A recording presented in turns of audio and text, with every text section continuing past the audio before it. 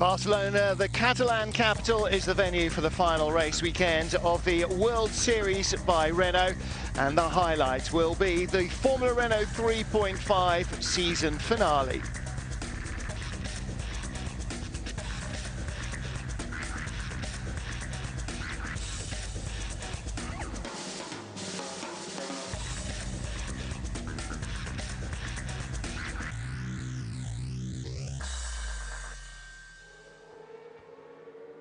Hello, good afternoon everybody. Welcome to the circuit of Catalunya. We're at Montmeló, just to the north of Barcelona, about a 40-minute drive from the centre of the city, and it remains the habitual last race of the Formula Renault 3.5 and World Series by Renault campaign.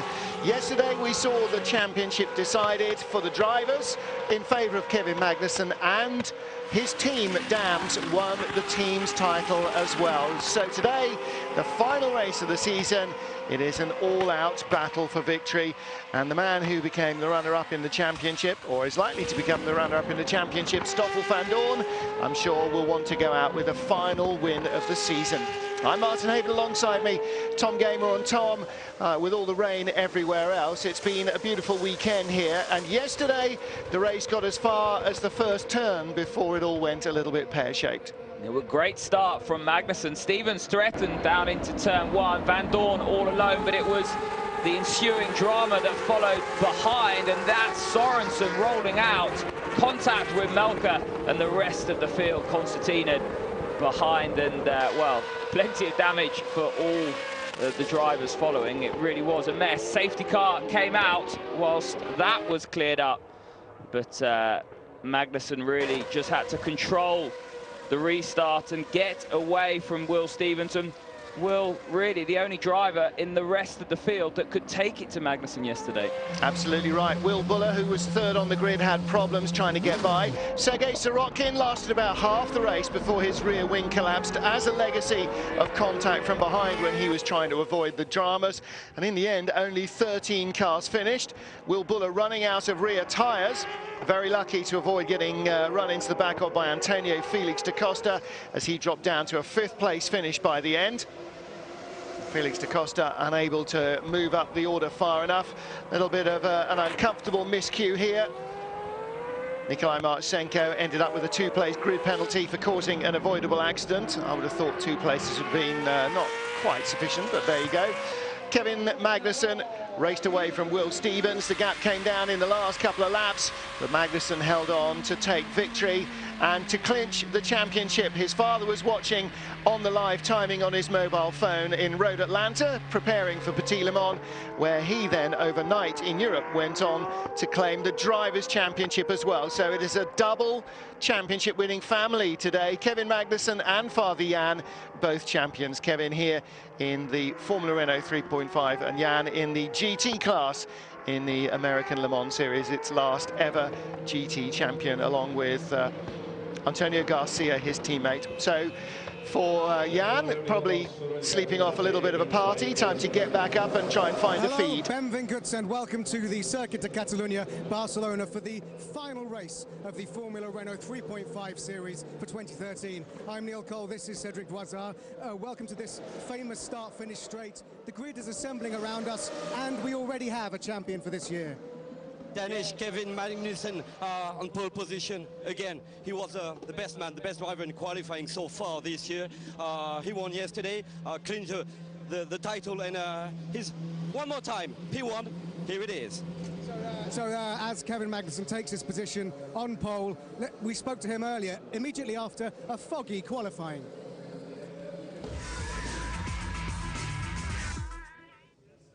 Kevin, very unusual conditions this morning for qualifying. How was it?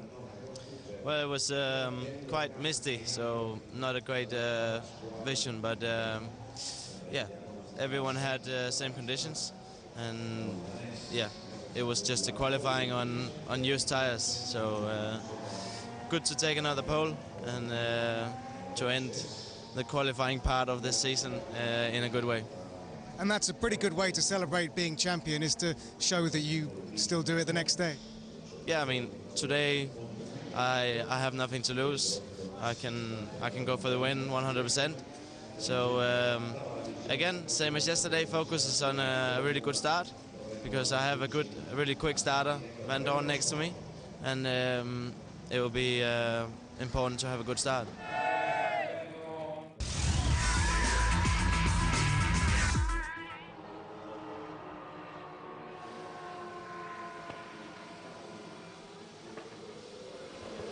Here we are with Patrice Ratti, Renault Sport Technologies Managing Director.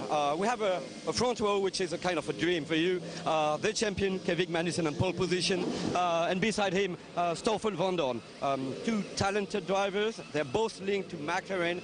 One more time, the World Series prove that the series is the road to Formula One. Yes, I think Kevin and Stoffel both are extremely talented. Kevin dominated the end of the season, but Stoffel also was a very, very strong runner-up. We think that we have the best series today because in the recent years, Daniel Ricciardo, Jean-Eric Verne, and more recently Gilles Bianchi went directly to Formula One. We give a lot of free practice on Fridays, 2 races. We attract drivers from 15 nationalities. We're very happy with the results. And today's race is an example. I think it's going to be great. Last meeting for this year for the World Series, the 9th season. Tell us about the season so far. A good one? A very good one. We passed the 5 million spectator mark a few races ago, since the beginning. And we've had a lot of success, both with the spectators, with the drivers.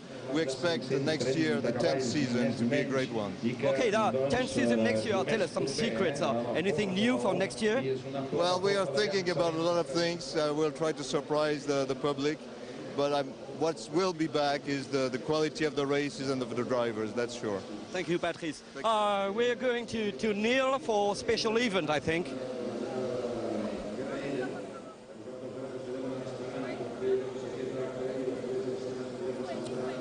So obviously it's a very sad week in motorsport, and here at Circuit de Catalunya we're paying tribute to Maria de Villota, who of course tragically lost her life last week.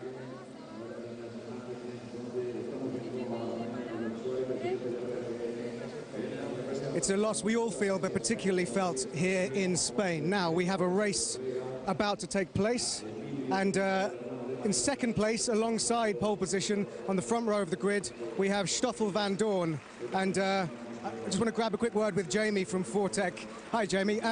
Incredible performance this year and in qualifying this morning from Stoffel. Tell us a bit about this young Belgian. Well, I think he's an amazing driver at such a young age, with not so much experience as, you know, Kevin Magnussen, for argument's sake, but he's got all the credentials there to be a Formula 1 driver. McLaren are, you know, have seen that also, and they've put him on their junior program.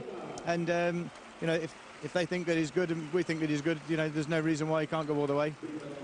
He obviously it's difficult for him. How do you manage it? Because he may well be disappointed that he didn't just land in this car as a rookie and make it through to be champion. Well, I think he knew from testing with us in the winter that our success with rookies, i.e. Robin, the champion last year, he knows that we spend a lot of time and we try to help them and nurture them and bring them along. And, you know, if anything else, he's happy in a family environment, which is what we tried to create for him. Of course, this afternoon we have a pit stop. I guess the team are practicing them. How crucial will that be, do you think?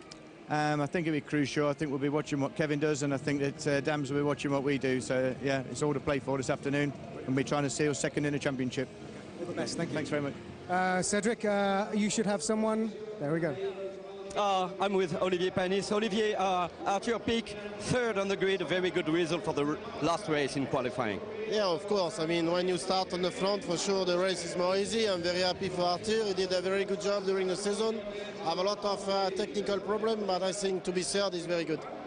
You help a lot, his brother, Charles, to go to Formula One. Is it the same target for Arthur?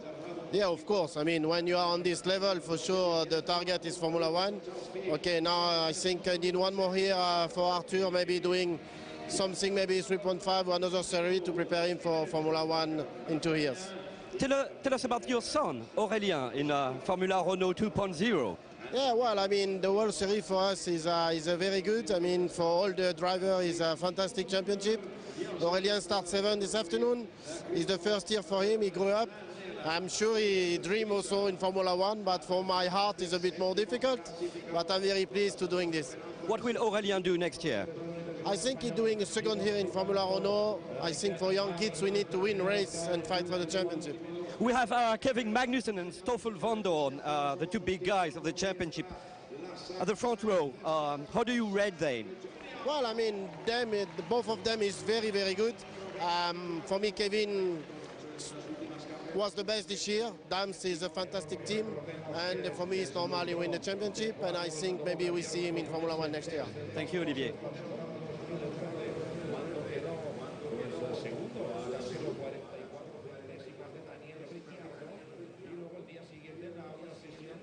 Well, thank you indeed to Cedric and to Neil Cole down on the grid. Starting to clear the bustle now. So Kevin Magnussen on pole position at the final race of the season. Not only is he already champion, he's equaled Daniel Ricciardo's record of pole positions in one season and has a record-breaking, no one's ever done 5 poles in a row in the Formula Renault 3.5 series. Let's see if he can convert it to a final win in this season. The racing will be underway in approximately 4 minutes. Enjoy the race. Well, we will indeed. If it's as entertaining as yesterday's, then we've got plenty to enjoy. Kevin Magnussen on pole position. As Neil said, records tumbling all over the place here. And you can see the McLaren driver program logo there on his helmet. Stoffel Vandoorne also being very closely watched by the men at Woking. And actually, between the two of them, you've got two very talented guys.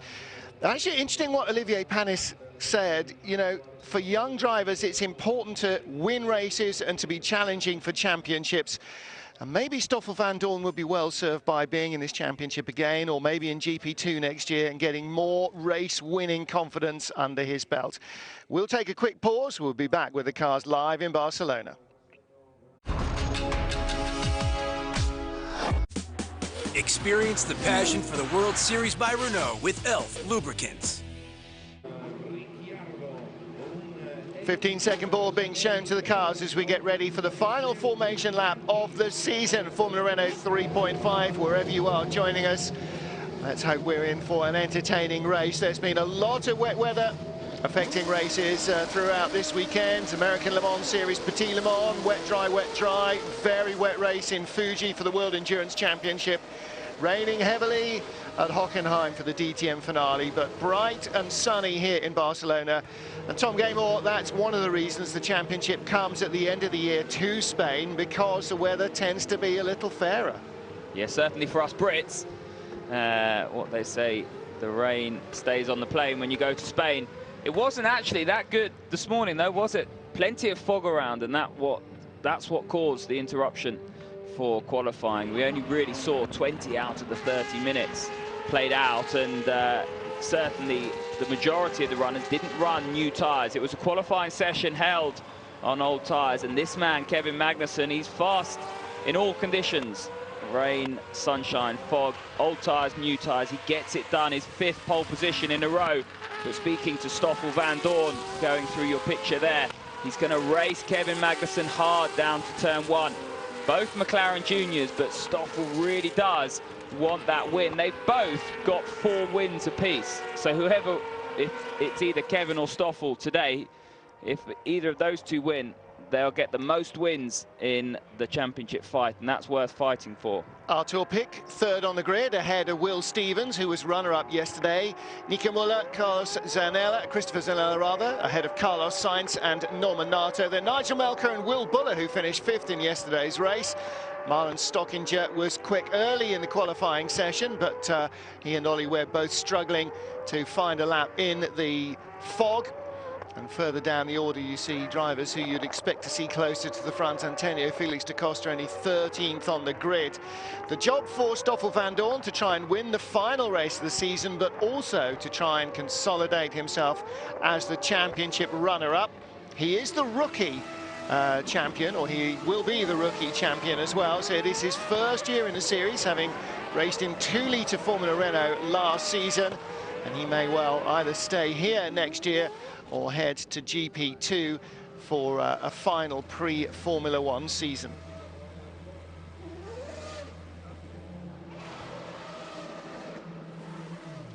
As the cars come to the grid here in Catalunya, our top two championship rivals are on the front row of the grid. Kevin Magnussen and Stoffel van Dorn could sign off what's been a fantastic season between the two of them with a wheel-to-wheel battle. Magnussen, the yellow Dams car, on pole position. Van Dorn, yellow, red and black colours of Belgium on the Fortec cars. Pierre de Lecce, our race starter, and race director stands in the starts box. This is the view from Kevin Magnussen. Started on the outside front row yesterday, and a very quick getaway to close down Will Stevens. He will immediately try and go right away from the line, and it's a good start from both front row men. Very good start from the bright red car of Arthur Pick as well, and he's going to try and go around the outside of Magnussen for the lead. Tom Gaymore, he's got the run, he's got the grippy parts of the track, but he just didn't have enough of an overlap. And in fourth position, Will Stevens just hanging on right on the... No, he didn't. Nico Muller got by him, so Stevens down to fifth place, but this time it looks like they're all just about safely through turn one. As that Sainz or Felix da Costa. Felix da Costa getting edged out onto the dirt. Drops from 13th, probably lose another 5 or 6 places.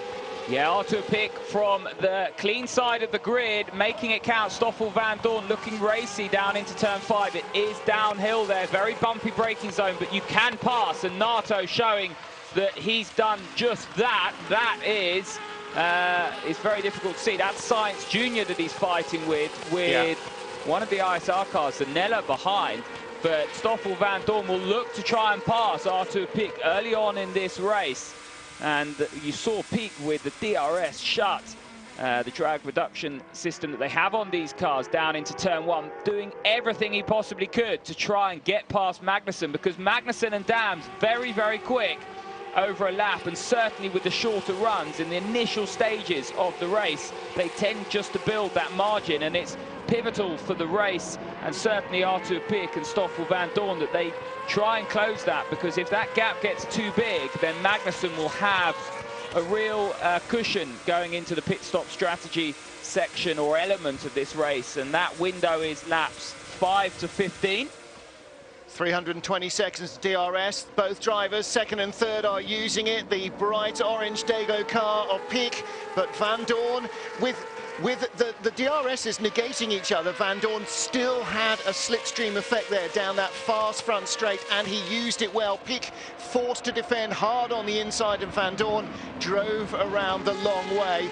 So good thinking driving, and Van Dorn clearly desperate now to take this race to Magnussen. That is about as aggressive as it gets. Stoffel van Dorn incredibly late on the brakes, puts the squeeze on Arthur Pick, and it was that moment in the corner that Arthur Pick would have had to have held the brake and ensured that he didn't run up into Van Dorn. And certainly you really do feel that sinking feeling in your stomach. Nobody likes to be passed around the outside, and Stoffel van Dorn will have a wry smile on his face, because he's certainly put in a really good move there, and he's set his sights on Magnussen, and that's really important for the race and for you guys watching at home, because I tell you what, Van Dorn was in fighting talk after qualifying, and he's going to take this to Magnussen now. If he can. Nico Muller in fourth place. He could well challenge not just for a spot on the podium, but for another win this season. The Draco Racing driver closing in immediately at Arthur Pick. Will Stevens in fifth, ahead of Carlos Sainz Jr. In fact, a long way ahead. The top 5 are sort of a little clump, and then Sainz, Nato, Zanella, Melka, Stockinger, the rest are all in another little group, and they're over 3.5 seconds back. See the yellow nose of Sainz's car there?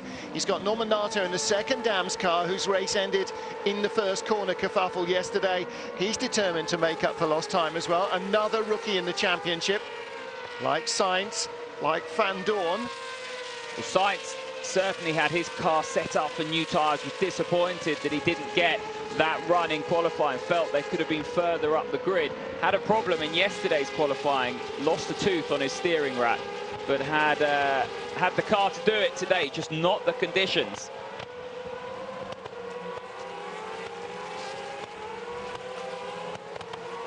Stoffel van Dorn has just set the fastest lap of the race on lap 2, a 33.5. Kevin Magnussen a 34.2, so 0.7 of a second quicker, the Belgian driver. The gaps come down from a 1.5 to 0.6. This is a run down to the first corner. Arthur Pick on the right-hand side of your screen, really shooting for the lead, and Magnussen doing very well to hold on there. Not to outbrake himself, Tom, into the first corner and then run wide, which would have just handed the lead to Pick. Yeah, he's too good for that, Kevin Magnussen. He knows what he's doing. He's improved so much. We look back at his years in British F3, certainly his rookie year in World Series by Renault last year, and he just had that, well, 2 speeds, didn't he? Flat out and stop, and it was definitely hindering him at times. But he's so mature this year. He's just put all the wrongs to right, and together with his incredible pace, well, he's just been the man, hasn't he?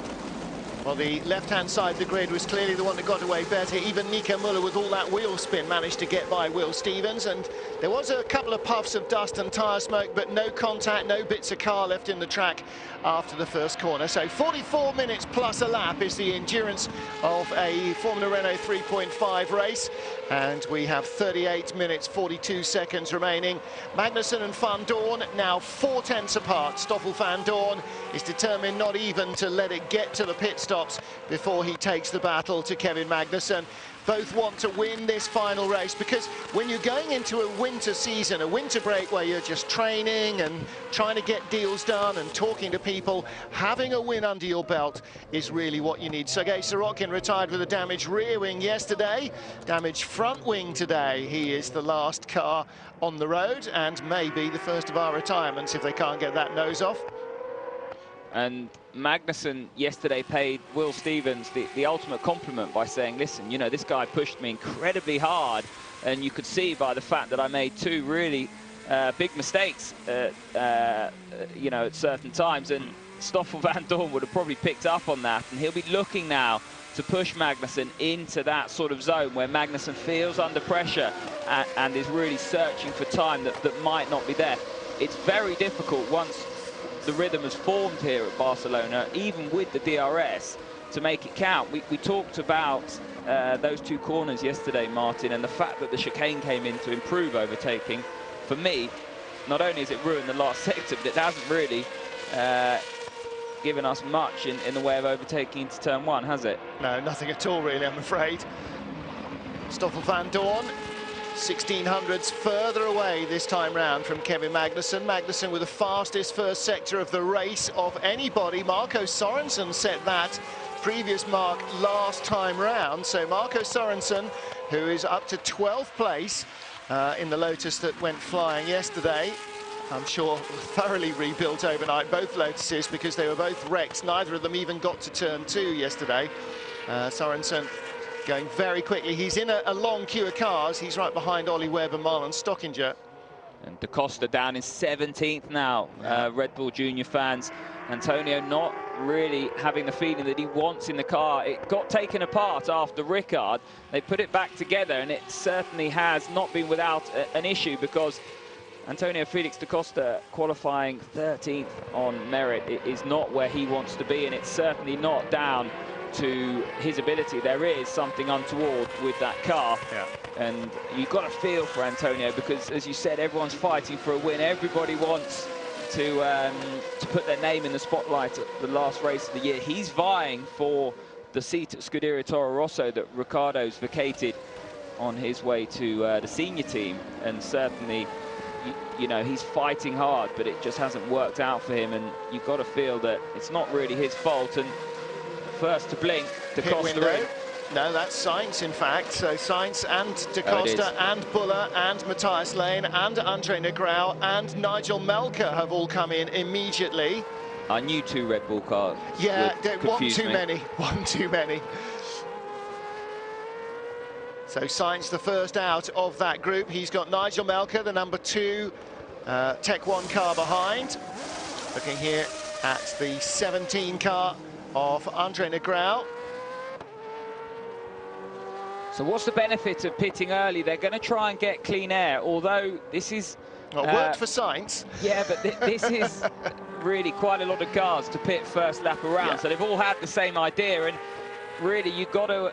strategy is something that unravels in front of you, and you've got to be reactionary to what others are doing. And it doesn't work if everybody does it, and certainly with that amount of cars in to try and gain the clean air, you're going to find yourself in the similar sort of traffic as you found when you pitted. And so what'll be interesting is what are our front runners going to do, because Magnussen's sort of backing Stoffel Van Dorn into Arthur Pick at the moment. Pick looking racy, isn't he, in third place? Nico Muller in fourth. Will Stevens just dropped off the back of the top four.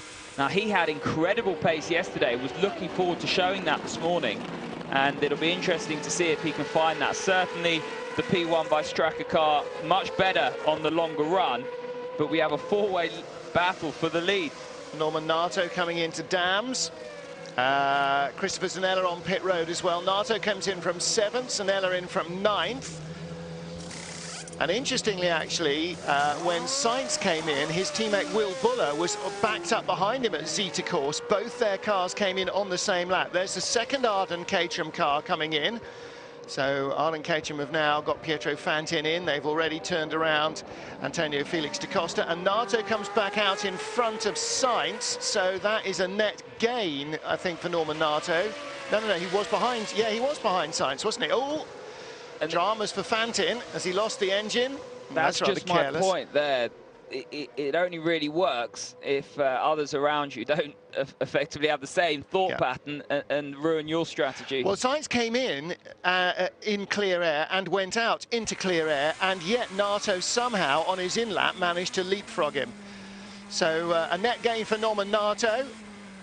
Meanwhile, Kevin Magnussen, Stoffel Van Dorn, we're waiting to see when they will peel into the pits. I think it might be closer to 2/3 distance when the tyres really start to go away. We'll take a quick pause and see who blinks first in this battle for the lead here in Barcelona.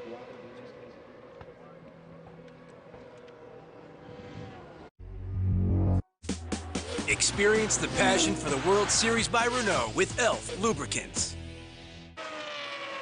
Welcome back to Barcelona. Half an hour remaining of the final World Series Formula Renault 3.5 race. Great little dust-up going on here with the number 3 car of Antonio Felix da Costa in the middle of it. That's Michele Leschen in front, Matthias Lane behind, and they are chasing number 25 car of Zol Amberg, who's just come out of the pits. Nico Muller pitted as well, the first of the lead quartet to do so, Tom Gaymore, and fluffed his stop as the leader comes in. And the leader comes in, yes, Nico Muller did pit, fluffed his stop, went past his marks, and Will Stevens, who pitted the lap before, has now leapfrogged Muller effectively on track. So not quite working out for International Dreco and Nico Muller. Will Stevens on a charge in his P1 by Straka racing car. Now Dams going to show us how it's done.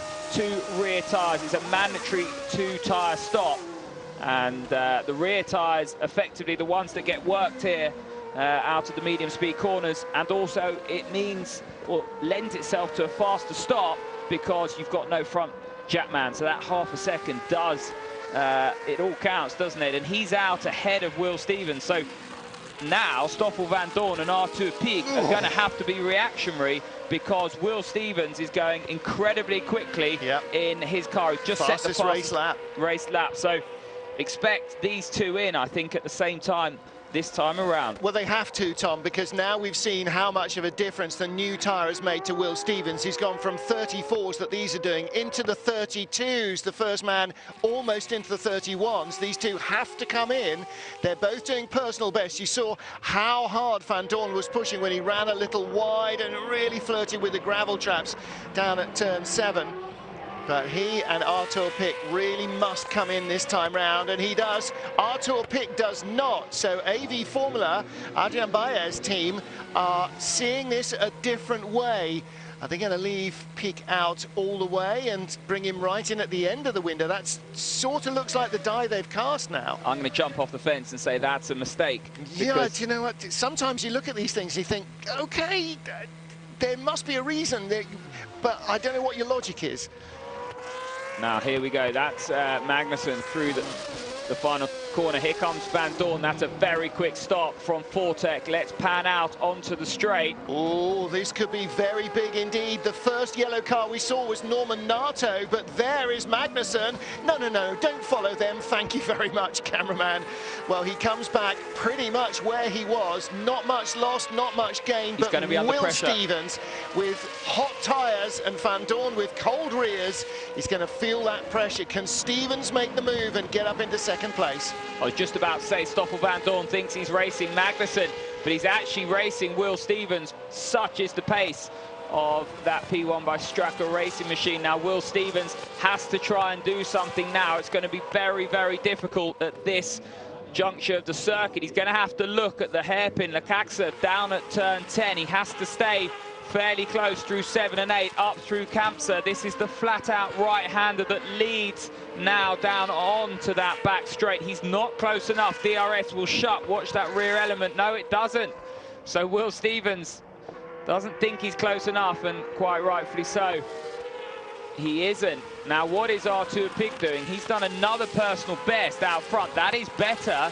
That's more in line with the sort of times that the rest are running, but is it enough to get him back into contention? Well, we've just seen that the incident between car 7, Sergei Sorokin, who lost a nose wing, and 23, Will Buller, who dropped from wherever he was, 10th on the grid, down to where he is now, which is 22nd, will be investigated by the stewards.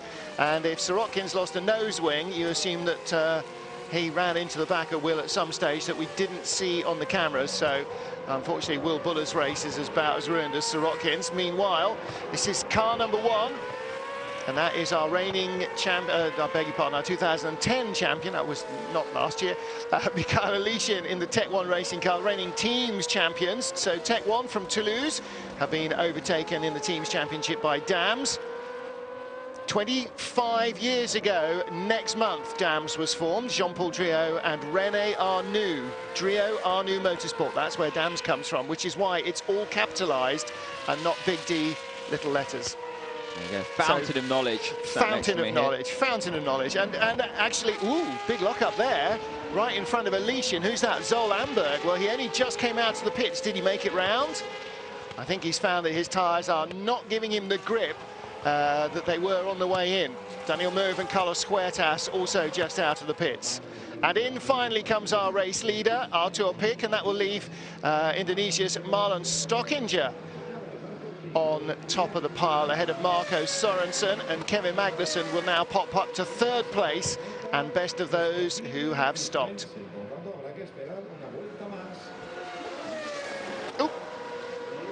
It's all gone wrong. Problem on the right rear. Jackman dropped it too early. They just hadn't quite got the nut on. I hope they have got it on, but I think we'll find out in a couple of meters.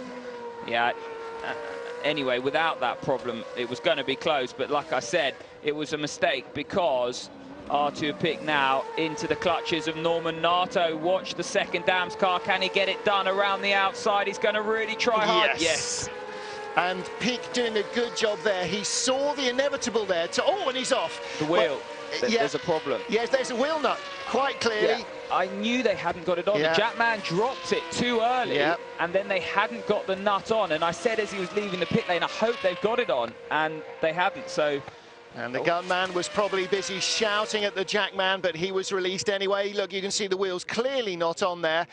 He took to the inside of the curbs as he was coming out of the pit lane to avoid contact with Norman Nato, and then he has gone off into the gravel. And that just shows why the team plays such a big element, because strategy for me wasn't right there. They left him out too long, and then when he came into the pits, obviously some poor unsuspecting mechanic has not quite got it right. The Jackman dropped it, and Artur Pig's race is effectively done, and that's why it's a team sport. Well, in fairness, you know, that can happen when you bring the guy in with the most perfect strategy. In fact, perhaps it's even more galling when that happens. Well, you're under pressure, aren't you? Yeah, in comes race leader Marco Sorensen. Marlon Stockinger has just left. In fact, Marco Sorensen not on pit road, so this is Marlon Stockinger. So he's just come in, rather. So the two Lotuses were running 1-2 after neither of them made even to corner 2 yesterday. Trying to get as much mileage for their drivers as they can here by leaving them out and letting them run long in the lead. Yellow flags are out at turn 1 and 2. That long run for Stockinger has just moved him in and around the latter elements of the top 10.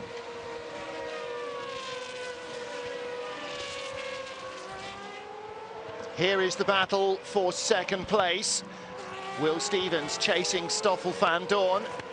In fact, at the moment, they're battling for third place on the road because Marco Sorensen has yet to stop, but he will drop behind them after his pit stop. And what's really interesting, Tom, is that when when Stoffel van Dorn came out of the pits, rather, he was only about a second behind Kevin Magnussen. Will Stevens right up his exhaust pipes, and he is now 4 seconds behind Kevin Magnussen in 4 laps. So having to defend initially against Will Stevens, and it has just dropped him away from Magnussen, and he now doesn't seem to be able to catch him. Well, he's been bemoaning a lack of lateral grip in the slow speed corners. Watch here, multiple movements on the steering into this chicane sector, and that just shows that he just doesn't quite have the lateral grip in the slow mid-speed corners. He thought they've made an advance in terms of setup. They've changed a lot overnight, but it doesn't look as though they've had the success that they would have wanted, because they can't take it to Magnussen. It was this man, Will Stevens, in the white car that took it to Magnussen yesterday, and certainly we saw the trend where Van Dorn was backing off the two of them is now repeating itself today. Will Stevens itching to get past Stoffel van Dorn, because you have the impression that there's more pace in that P1 by Straka racing car. And I've got a useless stat for you that I've been itching to get out all race, and that is Stoffel van Dorn hasn't finished second at all yet this year. He's had 4 wins and 4 thirds. So if he finishes on the podium, he either wins it or finishes third. That's very good. Let's see if he's going to break that train, or whether Will Stevens will take a second runner-up spot here, because it seems certain, unless drama mechanically intervenes, that Kevin Magnussen will win this race on pace. Marco Sorensen, your race leader, and currently 14 seconds ahead of Magnussen. Now he'll lose maybe 25 to 30 in the pit lane, and that could put him down into the top half dozen. He is going to stay out as long as he humanly can. Why would he bother? Well, at the moment he's doing 33 fours, and everybody behind him is only doing 33 ones in the top 4 or 5. But when you look behind down to, say, Carlos Sainz, Nigel Melker, 5th, 6th, 7th position, they're not going any quicker at the moment than Sorensen is. He's going quicker than them. So at the moment, every lap he's out, actually, perversely, he's gaining, despite the fact that their tyres are relatively fresher. Well, he's got to pit this lap because it's the end of the window. Yeah, here we go. The mechanics are ready. But you're right, he has gained, and the longer strategy's really paid off for the Dane. I mean, he ended yesterday's race upside down. Yeah. Or back on his wheels, but he was upside down momentarily. Rather nasty accident on the first lap in turn 2, but certainly going better on the Sunday. He's had 2 poles and 2 wins here this year. I had him down for maybe somebody that would really challenge for the title, but it hasn't quite worked out. Well, he and the team had really great flashes in their rookie year last year, a couple of really standout race performances, and you thought, okay, if they can consolidate on that, then he could be a real championship challenger, but they just haven't been able to get that consistent pace, and that is so much the secret. The cars are identical. You buy the car, the engine, all the components are absolutely identical and must be absolutely identical to each other. So it comes down to the engineer and the driver's abilities, and that's where the consistency comes from. It's got to be a blend of the two, and that's why teams like Dams and Carlin and more recently people like Tech One are so good, because they have got that ability and that engineering ability to bring the best out in the car for their drivers. Magnussen across the line to complete his 16th lap, and now Sorensen, the last driver to stop. Everybody is, as they are now, to the end. Come back in front of Melker, but behind Sainz, so he will be 7th, and he started 16th. Yeah, keep going. So you can't argue with that. Yeah. Sorry, that was below, that's my normal qualifying thing, below the fold on a piece of A4. That's where I'd be on a grid. I always used to read from the bottom up. Page 2. So we've lost 3 cars. Daniel Mouve retired, Sergei Sorokin retired, Artur Pick wheel fell off in the gravel trap. His team are under investigation. Well, yeah, you know, unfortunately, investigating that, what are you going to investigate? Did you send him out deliberately knowing the wheel nut wasn't on? Did you do it on purpose? Well, yeah, we did it on purpose. We spent the whole year racing hard, and then we deliberately didn't bother putting a wheel nut on. But it's a big safety issue, and it's a big point in Formula 1 now. If that happens in Formula 1, you get a huge fine. And, do you remember when Renault were banned for sending a car out in Hungary that the wheel then fell off? I mean, you ban somebody for deliberate malpractice or malfeasance. Nobody in their wildest imaginings can think that a mechanic will deliberately not bother to put a wheel nut on a car and let the car go. No, it's a confused mess up. Yeah, that's all. It's thinking under pressure. You can't penalise people for mistakes in the pit lane. Yeah, it's definitely. And that's an incident there for the Draco racing car, car number 17. Andre Negrão, the Brazilian. Now, where has he just looped it around? He has. He's just got too wide out onto the curbs, over the brow. And the car does go a little bit floaty there. Yep. Wow, long time since I've seen one of those in Barcelona. That's over the brow at 9, which is very, very fast. Flat out. Yeah. Right, I'm going to correct you and say that Stockinger is from the Philippines and not Indonesia. And I'm going to correct myself and say thank you to Enigma F1 for tweeting me and saying Van Dorn was actually second in Paul Ricard after Magnussen's disqualification. So that's why I don't do more stats, because I get them wrong. On the road, though, you're right. He did not appear in second on the podium. Correct. So we'll see that as a score draw. Andre Negrão coming in. I think the car might have scared him enough there. Yeah, certainly at Kampse. That's about as fast as it gets. Flat out, 5th gear, as close to full throttle as you can. Your knee starts to wobble as you enter there, and it really does separate the men from the mice, so to speak.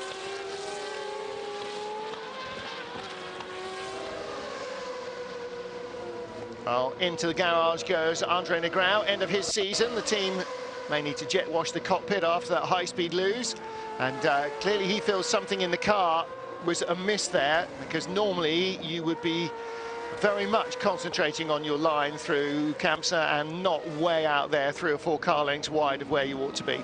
Looking here at Stoffel van Dorn, yellow, red and black of Belgium, and Will Stevens in the blue and white of P1 by Stracker. It's a battle for second place here now, 8 seconds behind Kevin Magnussen, give or take some change. Nico Müller, just seeing the background there in 4th, Norman Nato, Carlos Sainz 5th and 6th, about 2 seconds apart now. And Marco Sorensen in 7th ahead of Nigel Melker, Marlon Stockinger, the Filipino, and Ollie Webb for Fortec in 10th place. And in the teams championship, well, that was tied up yesterday by Dams, but Fortec in 2nd place, ahead of a very close battle. Arden Caterham and Draco just 4 points apart coming in. Draco with Muller in 4th. And Arden Caterham with Da Costa in 13th being their lead cars. Negrão having just retired for Draco, and Pietro Fantin running last on the road for Arden. Those are kind of the no scoring entities on each score sheet there. So on board with Marlon Stockinger down into the Caxa, turn 10 here at Barcelona, and a fairly tricky element now. The car wants to break away from you as you turn in here. You're trying to turn and brake, and really the friction circles, the lateral loadings, and as you build throttle, it's all crying enough. The rear of the car certainly working as hard as you'll find it in the medium and slow speed corners of that element. Now it's flat out onto the start and finish straight. Up to 6th gear, they'll shut the DRS if they've still got it. And it's down to the 3rd gear, very fast entry here, minimal braking zone. The cars really do get into this turn 1 much quicker than the TV does it justice.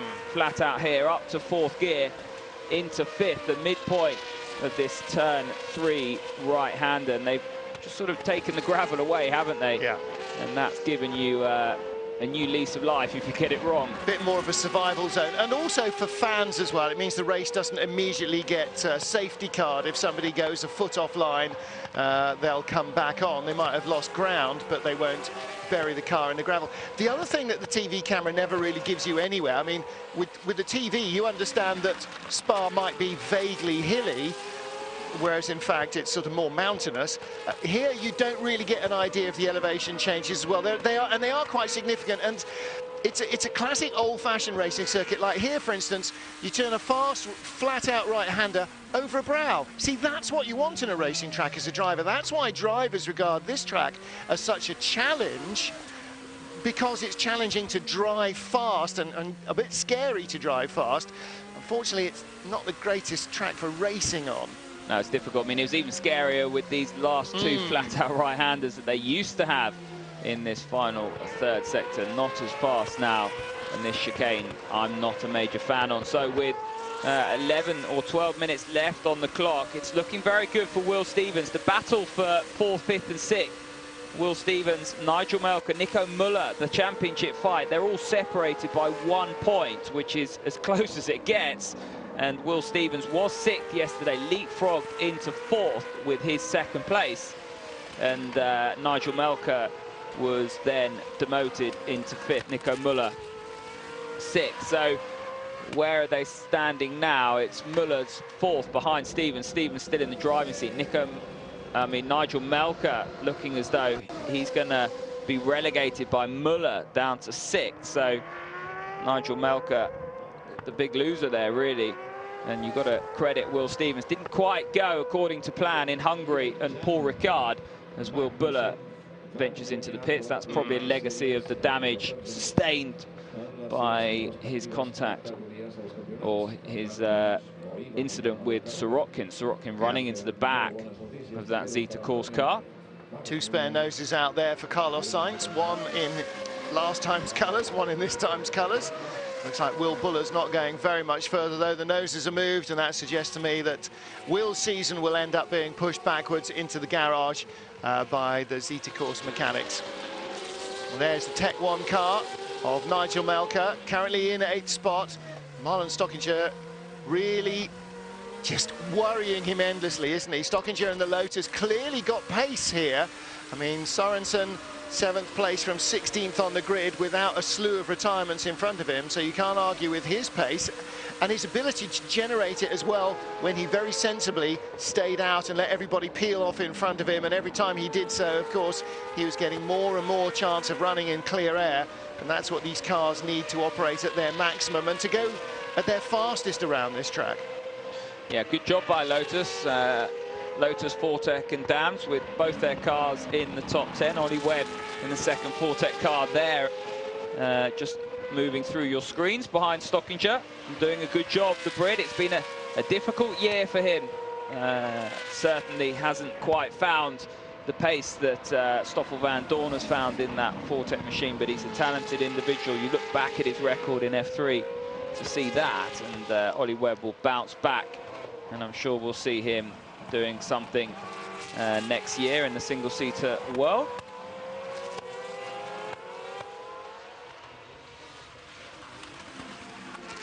Pair of red, white and blue Russian livery cars. Mikhail Alishin in the red, white and blue #1 car run by Tech 1, and in identical livery but in a different team. How does that work?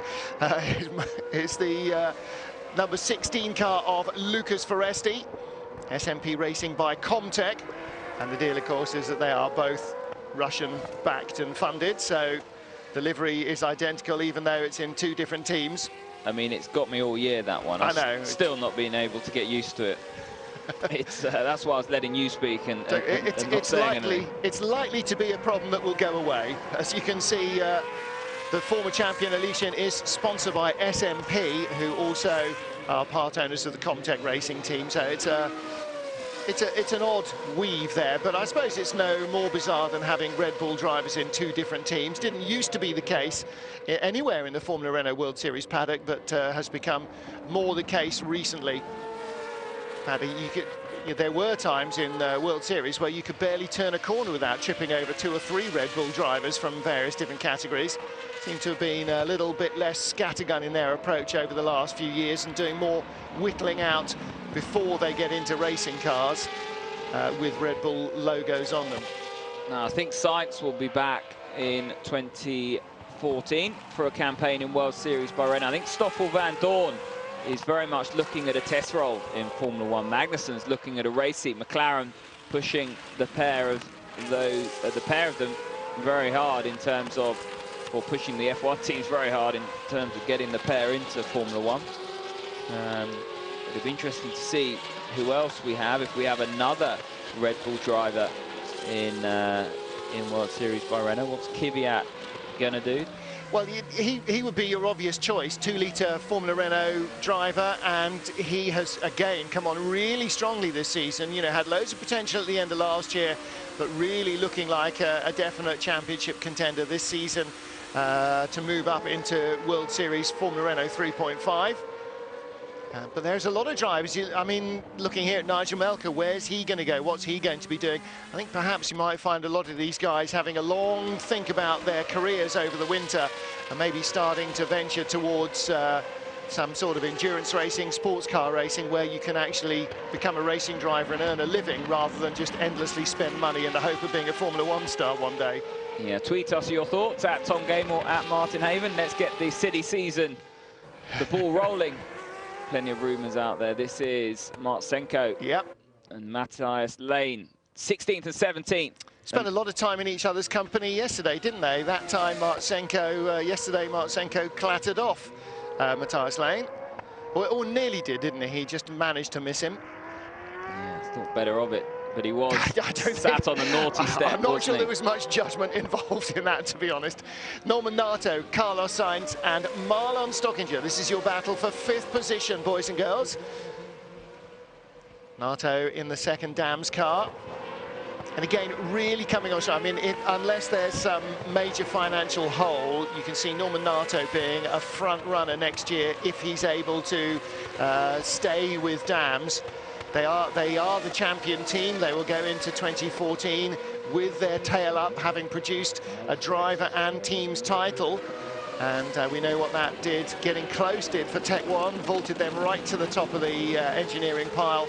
And Nato, if he can stay with Dams into their 26th year of existence, will have a very good run at the 2014 crown. It's been a big step up from 2-litre for Norman Nato. He was on pole position at Motorland Aragon and did lead briefly before he spun at the restart all by himself at turn 1. And he has had some ups and downs. It's been a real tough learning year, but that's ultimately not a negative, because I think people forget these drivers are learning their trade. I mean, we shouldn't judge him when he's learning. It's ultimately what he does after his learning curve in terms of what he's gained from the mistakes he's made. And if he can come back next year, I do think he'll be definitely up at the front. Whether or not he can do what this man's done, Kevin Magnussen, nobody's done what he's done in terms of 5 pole positions in a row. He's equaled Ricciardo's record, his 8th pole today, equaled Ricciardo's 2010 record of 8 poles in a season. It's a shame there's not a race tomorrow. Kevin Magnussen. Well, you see, there's most weekends, I think Kevin Magnussen probably thinks it's a shame there's not 3 races each weekend, because he could have been champion far more conclusively, perhaps. Stoffel Van Dorn in 2nd place, 10 seconds behind. Will Stevens in 3rd. And still looking at this battle here with Sorensen trying to close in on Sainz in car number 24 with a yellow nose. A little further back, you can see Marlon Stockinger behind Nigel Melker, and Ollie Webb is with them as well. Just 8 tenths behind the Philippines driver. And Sainz, well, I'm sure he hoped for more out of this race weekend in Spain. Hasn't really happened for him, though.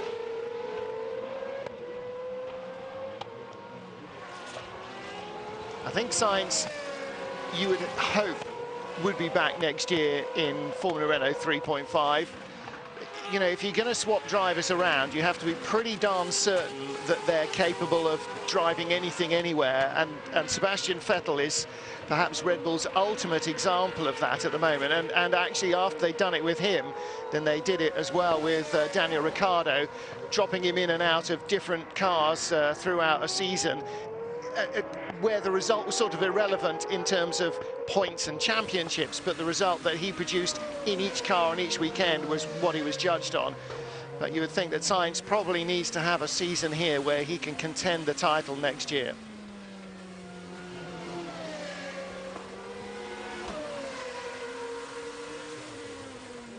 Over one of the many crests here.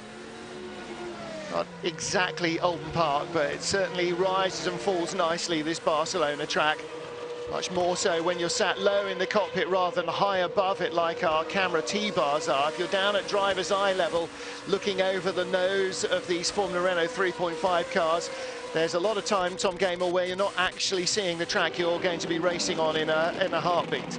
No, I'll tell you what, one of these cars would be scary around Oldham Park. I mean, just talking about, you know, the physics of what these cars are capable of. They produce about 500 kilos less downforce than the average Formula 1 car, which is not a lot. That's more downforce than a GP2 car produces, for example. I mean, they get very close, or sometimes better than the GP2 cars in terms of lap time, but they achieve it differently. Obviously underpowered compared to the GP2 car, but as I said, a huge amount of downforce. I mean, anything up to over 4.5 G in braking loading for the World Series by Renault drivers. And as I said, talking about NATO earlier, when I say it's a big step up from 2 litre, that's physically more than anything as well.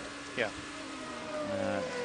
And they're a massive, massive leap away from the 2-litre Formula Renault Euro Cup cars in terms of the physicality of every aspect of it. And of course, then you have to learn a very different set of physics and mechanics to try and get your head around what does and doesn't happen to these cars, because they'll react very differently.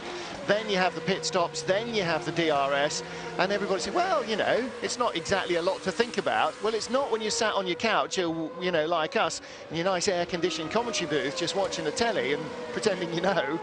But when you are driving these cars, although, you know, theoretically, it should take no more of your mental ability to drive these cars than it does for us to sit on the motorway and think about other things other than the traffic. Still, physically, they are very demanding, and it does take a lot of the brain's concentration. And it's just a case of bravery to a certain extent in the faster corners as well. They produce so much load that it does take a while for the rookies to be able to get their head around that. I mean, you know, we can all sit at home and question why somebody's not quite as quick as somebody else, but you know, you go to the circuits where the faster corners are, like Kampsa, for example, here that we see Nico Müller venturing through there. That is an incredibly quick corner, and if you go to a World Series by Renault round on the Friday, you'll see a real difference between the drivers learning their trade and someone like Magnussen, who's on top of his game through the quicker corners. It really is a big jump. These cars are so fast in the faster stuff.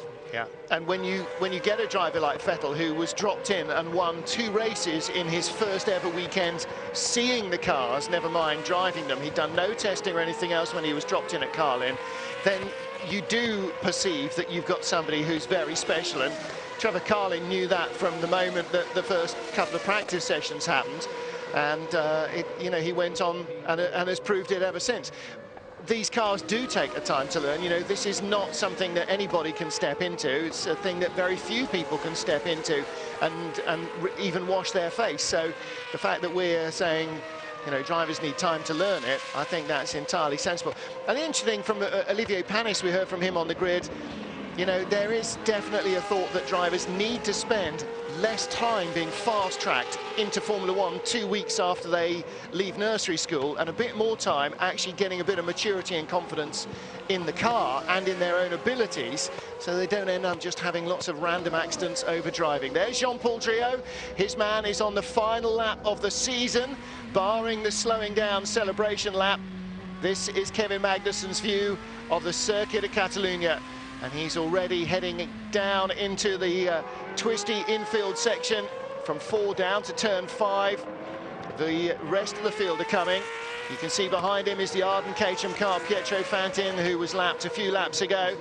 Magnussen is so far in front of the guys we were just watching that he's already at the checkered flag. Victory for the 2nd time here in Barcelona, and underlining yesterday's championship win for Kevin Magnussen and for the Dams team. Stoffel van Dorn 2nd place, Will Stevens on the podium again in 3rd place. And again, if Will Stevens and P1 by Stracker can combine again next year, then there may be just the spark there of a fire that could really carry them on. And that's 4th place in the championship for Will Stevens, so very well done to the young Brit. And that's earned him a role in the Caterham F1 squad this year, his performances, and he's done a really good campaign in 2013 because some of the names ahead of him are on their way to Formula 1. And well, if Will Stevens can come back next year, let's say, and deliver a job, then there's no reason why he can't be up there and challenging for a reserve role. It seems highly likely that 2 of the drivers that beat him, Kevin Magnussen and Antonio Felix da Costa, will end up in Formula 1. And who knows, maybe even Stoffel van Dorn will make it to single-seater racing's highest level. So a good final weekend to round out the championship for Will Stevens.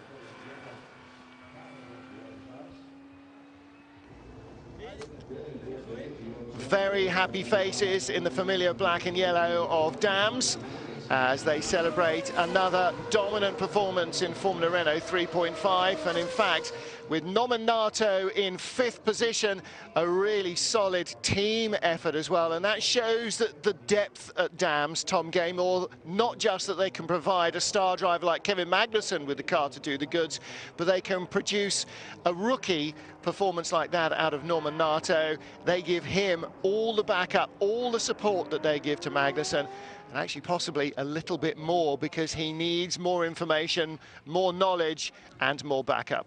Yeah, he's had the best teacher in Kevin Magnussen and the best support crew in Dams. They've done the job, haven't they, in 2013, together with the FFSA, helping the French drivers. Nominato definitely reaping those rewards in 5th place. But what a win from Magnussen. Van Dorn, Stevens, Muller, Nato, Sainz. They've all driven well today, haven't they? Fastest lap of the race stayed with Will Stevens in the end, that 32.3 blistering lap to get on terms with Stoffel van Dorn. And for Van Dorn, supported by RACB, the Belgian Automobile Club, they may just be on the verge of producing Belgium's next Formula 1 driver. Well, Kevin Magnussen may be Denmark's next Formula 1 driver, and he'll be another son of, won't he? Kevin Magnussen, son of Jan Magnussen, who raced already in Formula 1.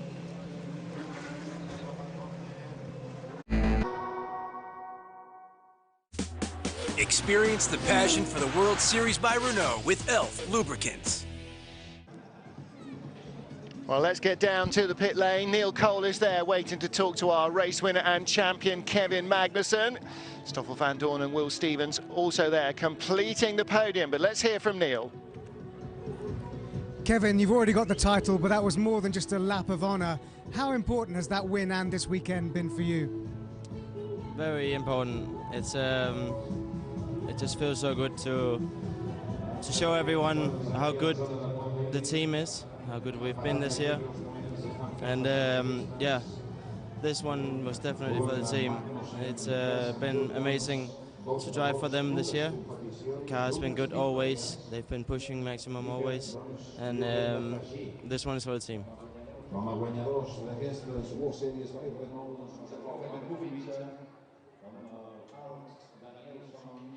Well, Danish flags, very familiar to sports car racing fans, of course, and you never know, we might still see a few more Danish fans heading to Formula 1 races if Kevin Magnussen does end up in Formula 1. It won't be any surprise, I don't think, to anybody who's watched him over the last year or two.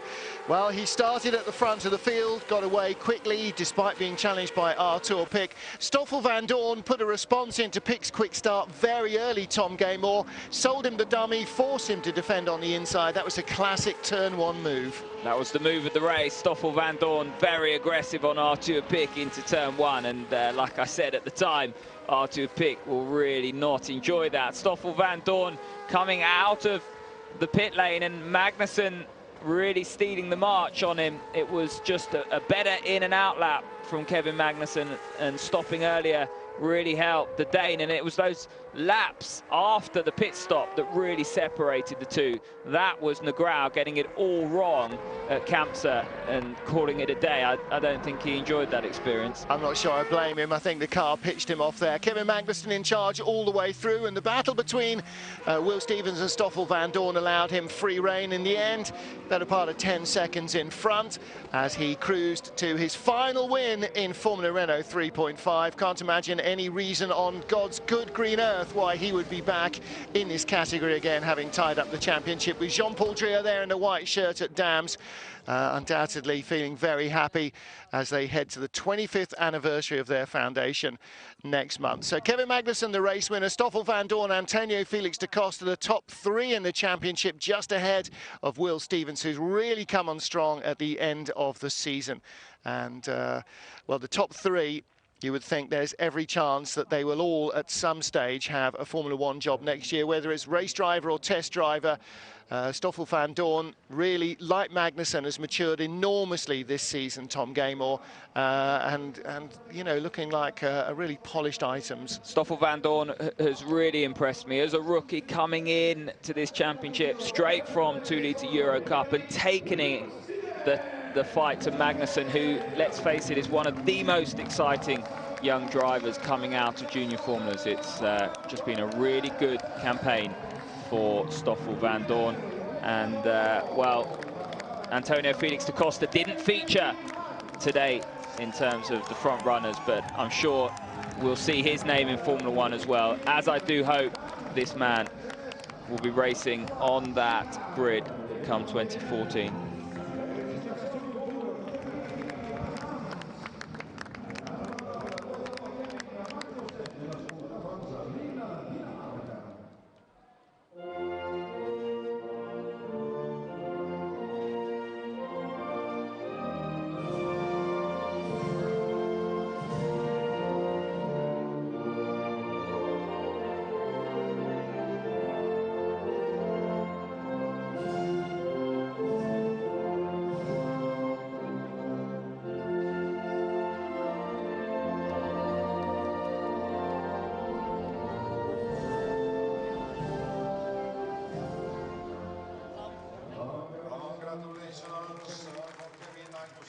Well, happy friends and family of Kevin Magnussen. Dad Jan can't be there. Unfortunately, he had to race in Petit Le Mans and become the American Le Mans Series GT champion overnight. Congratulations to Jan and Antonio Garcia and to Doug Feehan and all the guys at Chevrolet.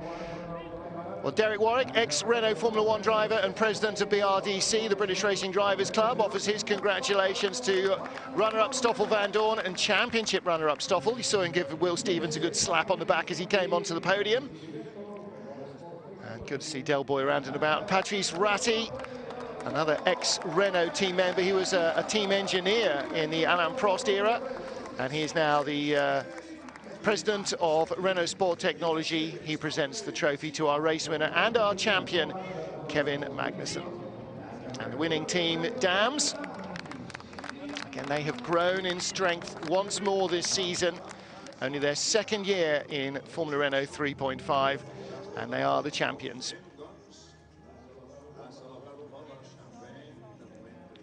Well, Tom, it's been an entertaining season, and the battle lines were really drawn up quite early on, weren't they? It was almost always going to be between Magnussen, da Costa and Vandoorne right from the start. Yes, it was, and then Vandoorne stole a march in the middle of the season with 3 wins on the trot, and, well, Magnussen came and answered beautifully that threat with just unbelievable form in the closing elements of the 2013 season. Well, once again, World Series by Renault has invited hundreds of thousands of fans free to come and watch top-class motor racing across a variety of different categories. And Formula Renault 3.5 has produced some stars in the making, as so often is the case. Thanks for joining us throughout the season. From Barcelona, it's goodbye. We end the season, and from Tom Gaymore and me, Martin Haven, thank you for being with us. We'll see you next time out. Bye for now.